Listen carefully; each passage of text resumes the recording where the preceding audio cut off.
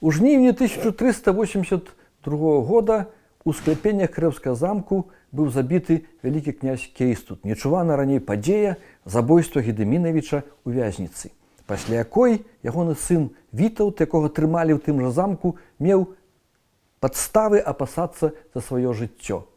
Яго трымалі ў вязніцы, але не строга, у адведзены магла прыходзіць жонка. Вітаўт уцёк, перапрануўшыся ў сукенку жончынай служанкі. Гэта была складаная справа.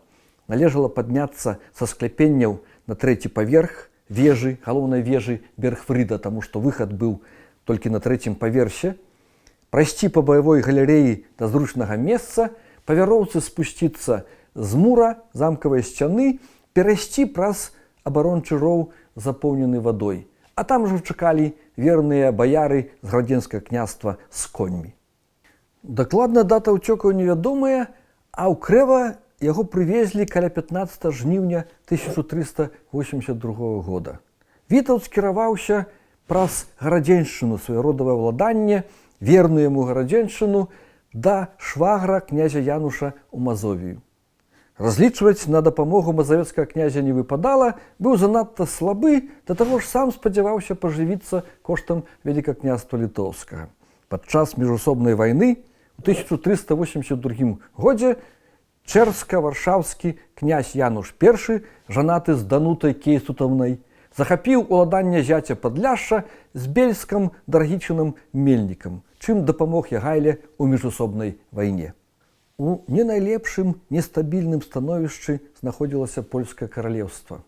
Якраз блізка па часе 10 верасня 1382 года памёр кароль Людовік Анжуйскі, і ў Польшы пачалася доўгая вайна, барацьба міжусобная і найперш Велікапольшы, перыяд бескаралеўя.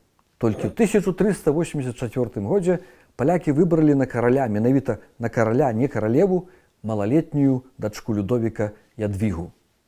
Адзіным месцам, дзе Вітаўт мог атрымаць рэальную дапамогу, быў тэўтонскі ордэн, куды Вітаўт і скіраваўся. Яго сустракаў вялікі маршал Конрад фон Валенроде. Адсюль вызначана, што з'явіўся Вітаўт у ордэне ў канцы лістапада, снежні 1382 года, бо маршал вступіў на сваю пасаду ў кастрычніку таго ж самага года.